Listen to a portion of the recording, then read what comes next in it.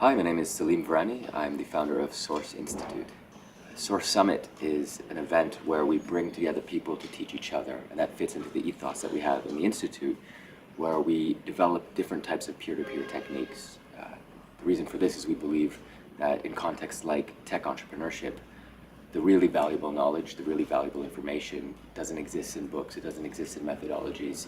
It exists in the people who are walking on the same path as we are, just a few steps ahead, and they have a lot to show us. So we try and create environments where this information can get to those people quickly and to empower tech entrepreneurs to succeed with the best knowledge possible. So back in 2009, I lived in London, and I was looking at how there were a bunch of different methodologies, and I was looking at why they weren't already connected. And I realized that some of them were very new, like lean startup, business model generation. Some were more developed, like user experience design. And they were all strengths around London. And I realized in this weird way that there's probably only a few people in the world who are connected to leaders in all of these communities. And I've run community events before, and I just had this sense of if somebody should do this, somebody should connect it, and if there's only a few people in the world who would actually be able to, then there's an onus on me to create that environment. At the time, I had no experience with peer-to-peer formats, but there was a strong Barcamp community in London, and the Barcamp guys really helped me learn what that was about, and we borrowed a lot of Barcamp thinking, and what we created there was called Leancamp, and that was the idea that was to introduce lean startup to Europe and introduce lean startup to business models, to user experience design. Now we see these things as one whole, and they're connected, but at the time they were separate communities, and we saw thought leaders emerge through the Leancamp community, which spread to, I think, about 20 countries now. We've run it 40, 50 times, and we've run this peer-to-peer format in other contexts as well. And so Source Summit is taking the same thing, but purposefully going to places and looking at what the local strengths are. So in Nairobi, Jua Kali, online marketing and how that looks in Africa. Kenyans have a strong community there. What fintech looks like in Africa, prepaid business models, connecting all of those groups together, agriculture, technology.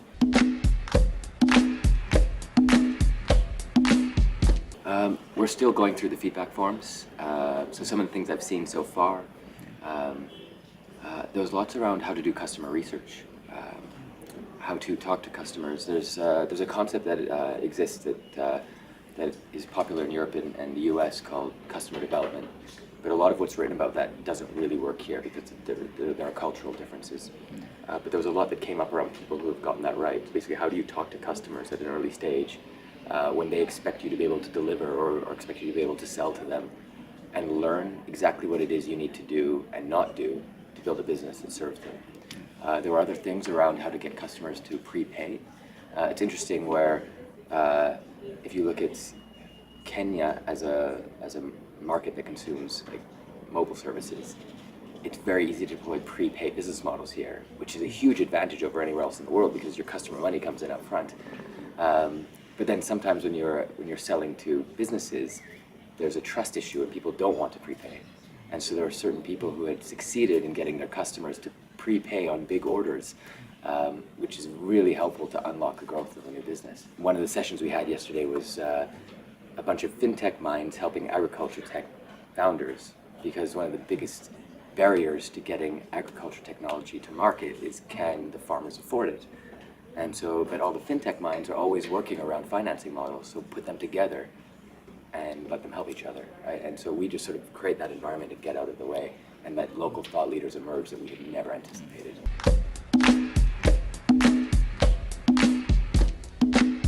Yeah, and that's super important, right? Like when you go to a course on something, if you're the student, why don't you get to choose what the course is about?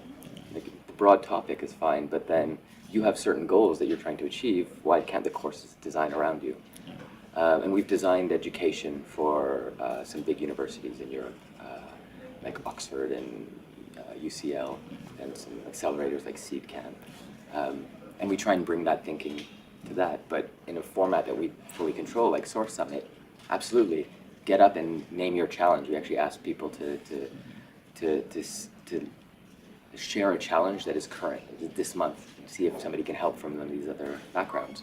That came up just as an evolution.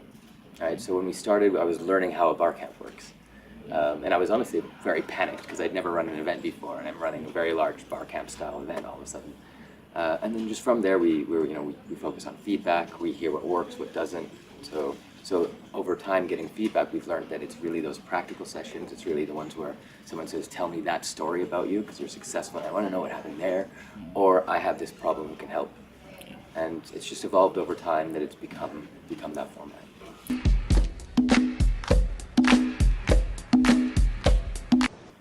I absolutely believe Africa is the next big market opportunity. And I'm personally here because I believe that there's a lot of humanitarian technology that can be deployed and will start in Africa and will help the rest of the world.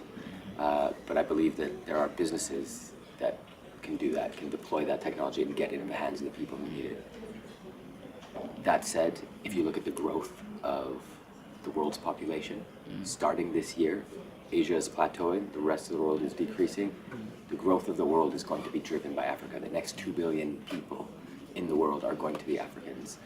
When you look at the impact of that on who the workforce is, the percentage of the world's workforce over the next 20 years, Africa.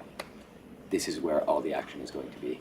This is where all the opportunity is going to be, and I would like to play a part in that, in helping people make the most of that, and certainly helping the humanitarian type technology, because those are market opportunities as well.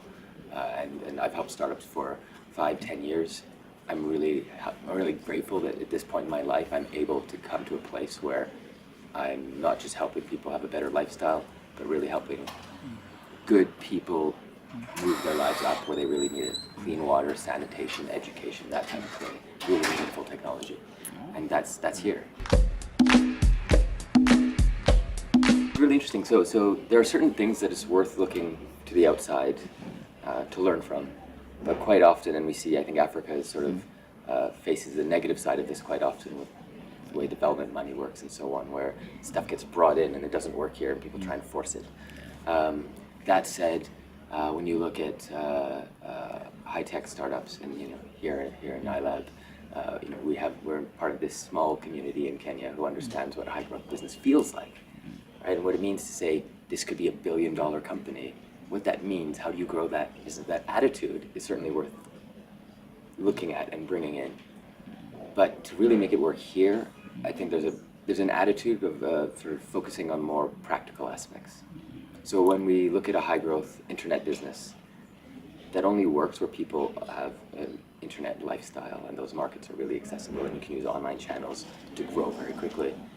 But here, when you look at the high-growth channels, often it's things like promoter networks, right? And being able to deploy a promoter network on the ground and move region to region, country to country, can be done very quickly here, but people underrate that type of thing.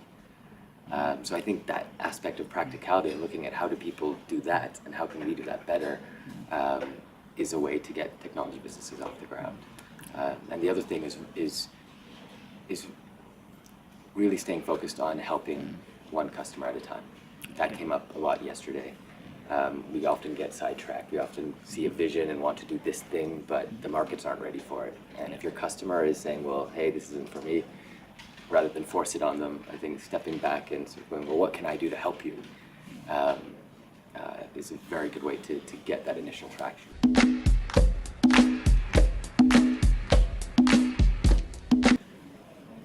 So with Leancamp, we've now spread across to 4 continents.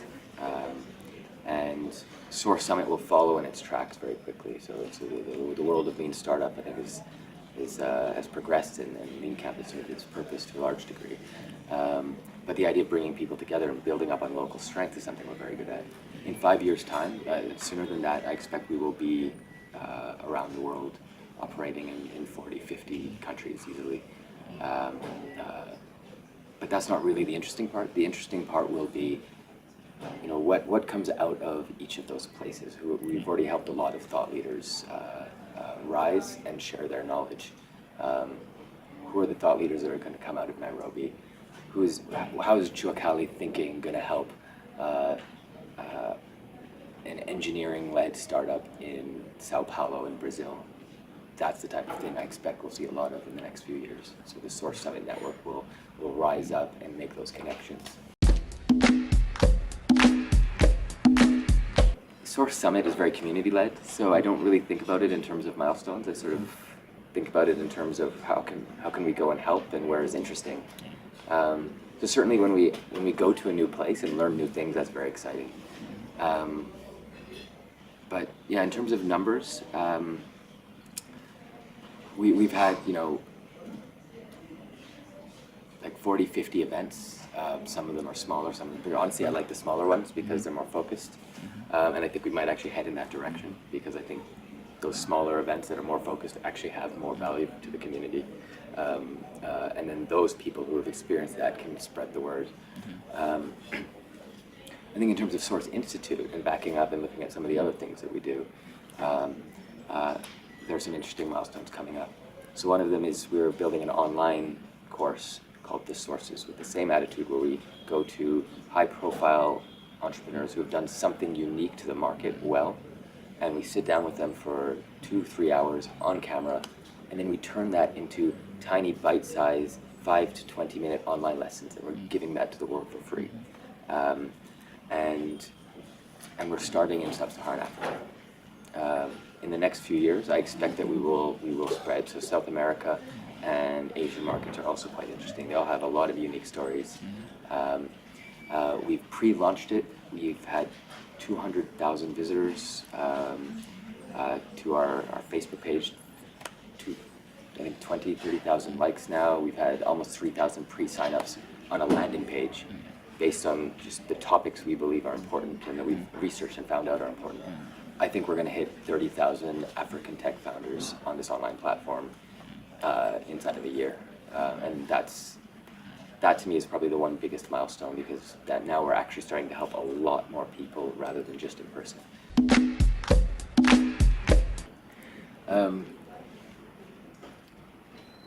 I don't know that.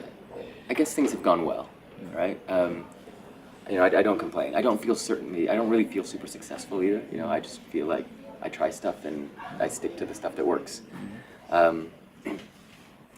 If you look through the things that you named, like Leancamp, Centric, which developed a lot of the educational content for startup accelerators and so on in Europe, and Source, I think that the one thing that sticks with me is do the right thing and then figure out how to make money off it later. So a lot of what I do, like Still Source Summit, it's a community event. We all volunteer, and it depends on it keeping that spirit for everyone else to chip in for the right reasons. That's why iHub, NILab, MLab just said, here, take the space. We want to support this. And it's because we all know that this thing, the world needs it, so let's make it happen. And then it puts you in a position where you're helpful to people, and at some point you find an opportunity where you're helpful and they're willing to pay. And that's how pretty much all of these things have worked out. We started with just going, it needs to happen, let's do it. And we'll figure out the money part later. I tend to look at optimizing my time and my team's time. I look at, and I optimize around what's a good goal, like a mission-oriented goal. What are we actually trying to achieve? What's the change in direction we want to bring to the world? And I strongly believe in working with people who are like-minded in that sense. I look for people who have a strong sense of ethics. And I have a lot of patience for people, which my team sometimes gets frustrated with me because I'm giving people leeway. But at the same time, there's at some point, especially when it comes to ethics, if I see something where they clearly don't share my sense of ethics, then I have no time for them. Start, ask for permission later. Find people who are like-minded. Usually they're kind of dotted all over the place, right? And when you can put everybody together who's been struggling in isolation in one place, even if they're not big people or not powerful, or just putting them all together and starting something is huge. It's the difference between 0 and 1, right? And that's infinity. and the rest often takes care of itself after that.